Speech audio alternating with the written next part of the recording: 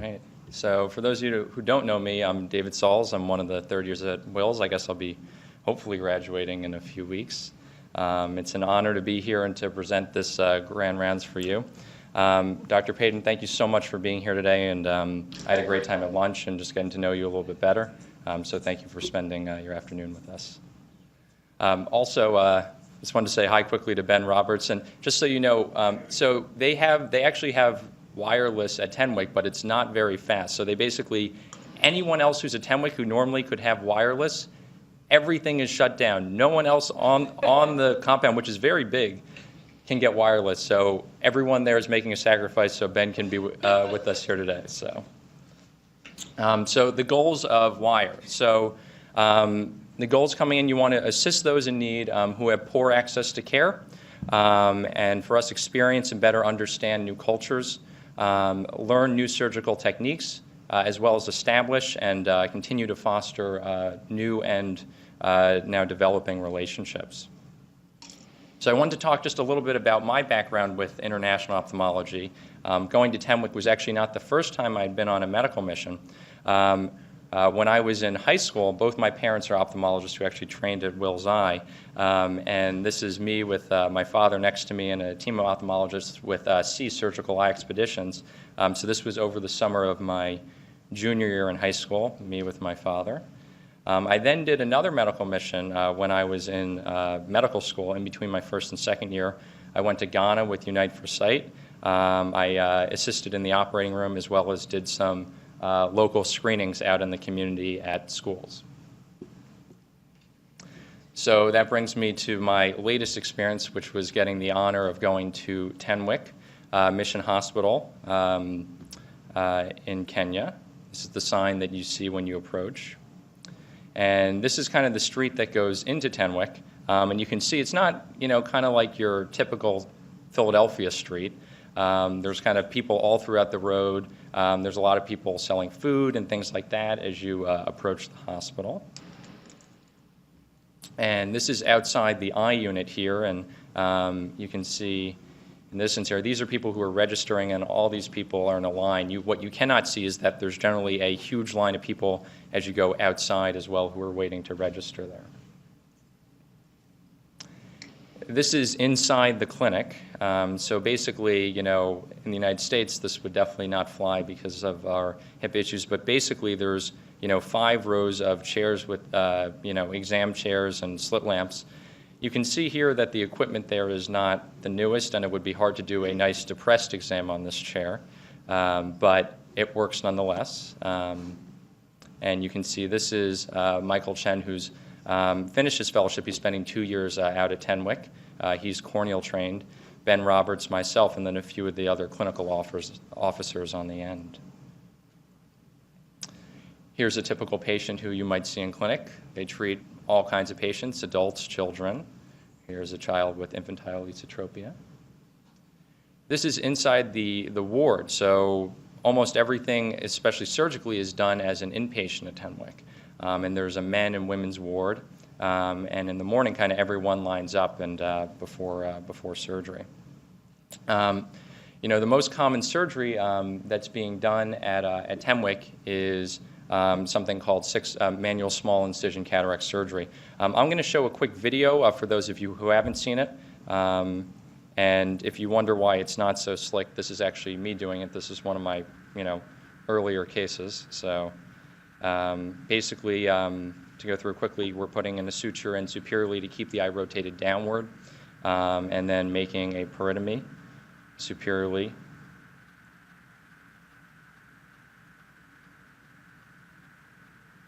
What kind of anesthesia?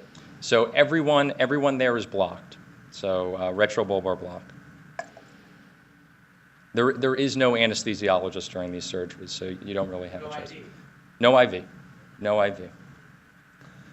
So here we're making basically a frown-shaped incision and then making a scleral tunnel up into clear cornea.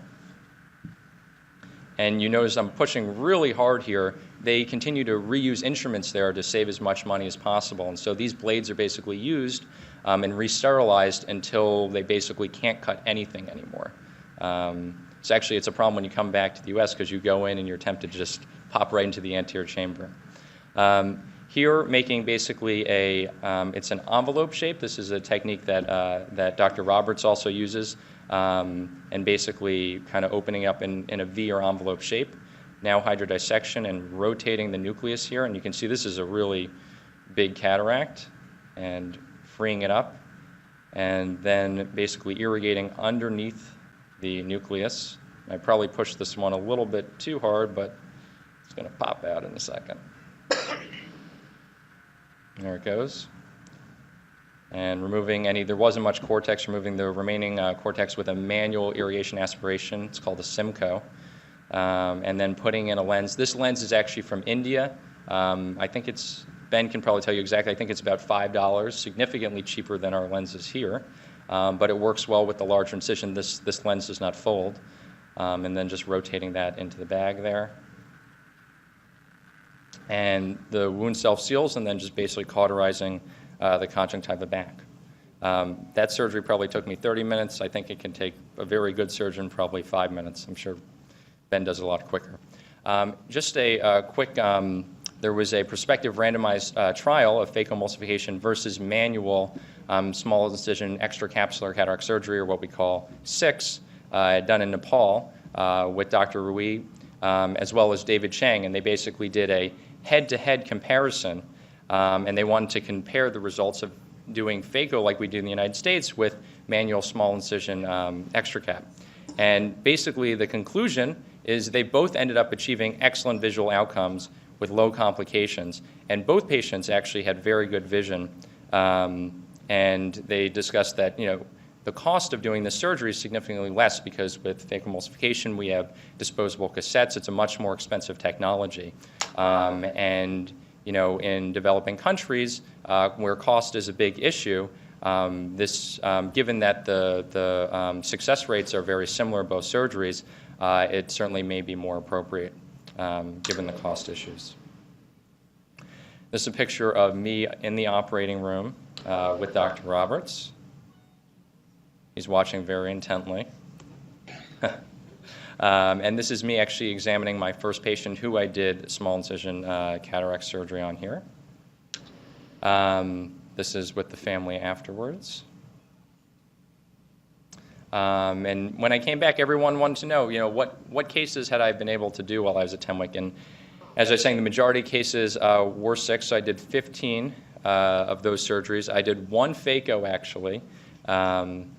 As well as a variety of other procedures, including pars plana vitrectomy, lensectomy, and a variety of other procedures. So, and Dr. Roberts is an amazing surgeon, and he's the only ophthalmologist there. He's retina trained, but he does any surgery that needs to be done around the eye, exonerations, anything. They're always up for it. So it's really impressive to spend a couple weeks with him. While I was out there, I also did a local screening for a day where I was the ophthalmologist. I went out with a few of the clinical officers and other techs from the clinic. We basically set up local shop at a community. This was about a couple-hour drive away from Tenwick, and basically just put up an eye chart, and then you can see me down here, and I'm discussing with the patient through an interpreter, and then examining. My primary tool was the pen light. I did have some other equipment. I did indirect here and other things, but majority of this is done with the pen light. It's kind of screening, and then if they need surgical intervention, you try and bring them back to Tenwick. I hope you also enjoy my safari type getup here. So this is the last day. This is with Dr. Michael Chen and Dr. Ben Roberts. They have a nice ceremony, a Maasai ceremony, where I'm enveloped in this Maasai warrior blanket. So I thought that was nice. So future plans, kind of what I hope to accomplish in the future after participating in this amazing experience. I certainly hope to participate in future international opportunities. As Dr. Regilla was saying, I certainly plan to assist and support others who wish to be part of the wire in the future. I hope to expand upon existing relationships and incorporate this into my future practice plans. Before I step off the podium, I also wanted to mention quickly the Artemis Award. This is a new award that's being awarded this year at the American Academy of Ophthalmology, and this was actually just made public a couple weeks ago. And so the Artemis Award, it recognizes a young ophthalmology academy member who's demonstrated caring and service of exemplary degree to his or her patients. It's named after the Greek goddess Artemis, who is the protector and nurturer of the vulnerable and suffering. And this is John Cropsey, who has won the award. He was nominated by Will's Eye. And John Cropsey is one of our own, and I think in a way he's certainly very responsible for helping the Wills community get involved with Tenwick. And so I just wanted to mention that and say a special thank you to Dr. Cropsey. Other people who I wanted to thank, Dr. Roberts, thank you so much for everything you've done. It's an amazing experience, and thank you for being with us here today. Dr. Feldman, who presented before, I think he doesn't get enough credit for all his work behind the scenes and everything that he does. So special thank you to you, Dr. Feldman. Dr. Chen, who is also over at Tenwick right now. Dr. Hanisch, who is very supportive and also helped logistically with a lot of things at Tenwick, as well as providing me with a phone to use while I was there. Michael Tibbetts, who was a resident here, who also helped kind of with the beginning of WIRE. Dr. Haller, for all your support and for supporting us throughout this entire experience, as well as the Wills Eye Society for supporting this venture as well. So thank you very much. And next up is Ali Khan.